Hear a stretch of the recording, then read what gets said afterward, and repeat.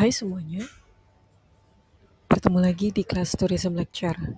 Nah, kali ini kebetulan banyak yang menanyakan tentang apa sih yang disebut dengan helix. Jadi, berbicara tentang helix, itu ada banyak hal yang bisa kita gali, tapi kita penting adanya untuk mencoba membicarakan helix pada bagian yang sederhananya dulu.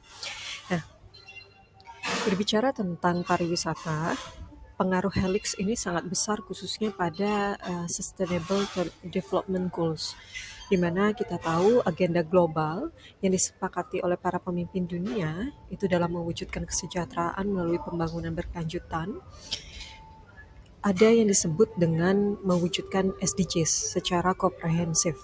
Nah, sektor pariwisata yang berkolaborasi untuk mewujudkan tujuan tersebut ada pada kategori 8, yaitu pertumbuhan ekonomi, dan kategori 17, di mana kemitraan untuk mencapai tujuan.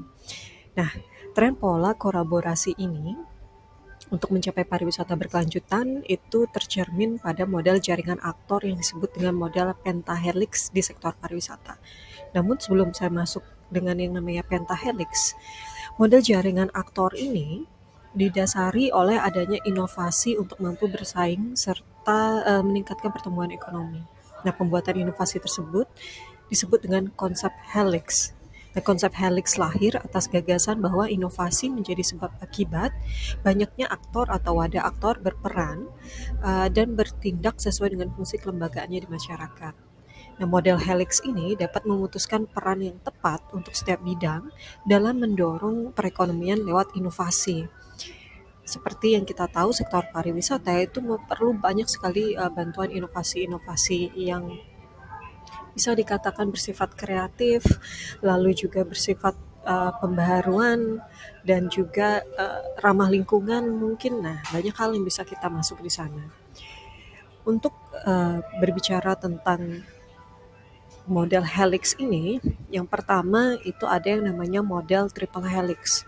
Nah, model triple helix ini dipopulerkan oleh Etzkowitz dan Leidesdorff itu tahun 95, di mana model ini aktor di dalam pariwisata itu memiliki tanggung jawab inovasi. Nah, atau yang bisa kita sebut dengan adanya inovasi di sektor bisnis. Nah, aktor ini bertanggung jawab menciptakan pengetahuan.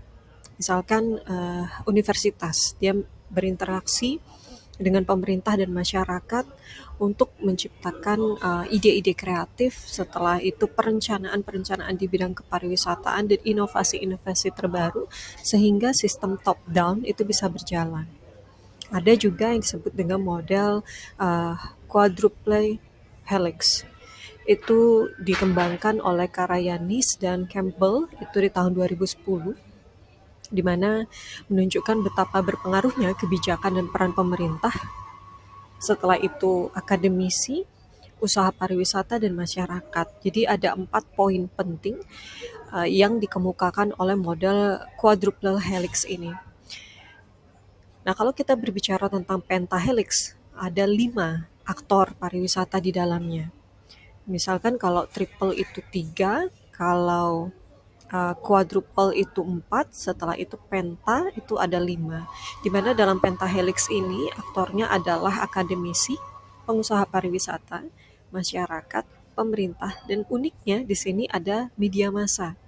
Di mana model ini menjadi sangat sesuai atau bisa dikatakan ideal beberapa tahun terakhir untuk pengembangan pariwisata, di mana dianggap bisa mewujudkan pariwisata berkelanjutan tersebut.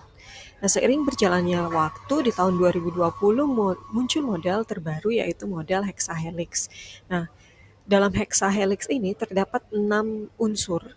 Yang pertama itu adalah pemerintah, yang kedua adalah pengusaha pariwisata, ketiga akademisi, 4 masyarakat, 5 media massa, dan terakhir itu adalah berupa komunitas.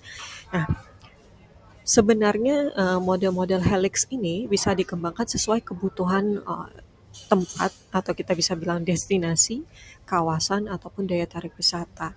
Nah, dari hal tersebut kita bisa mencapai suatu kesimpulan di mana kalau misalnya triple helix yang diperlukan, maka dia akan lebih mengarah kepada triple helix. Kalau pentahelix yang diperlukan, maka akan mengarah kepada pentahelix. Semua diukur sesuai kompleksitas permasalahan yang dapat dipecahkan oleh model-model tersebut.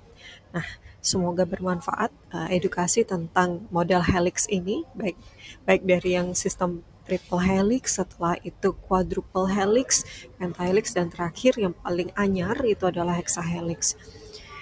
Oke, semoga bermanfaat. Kita ketemu lagi di edukasi-edukasi berikutnya. Sampai jumpa.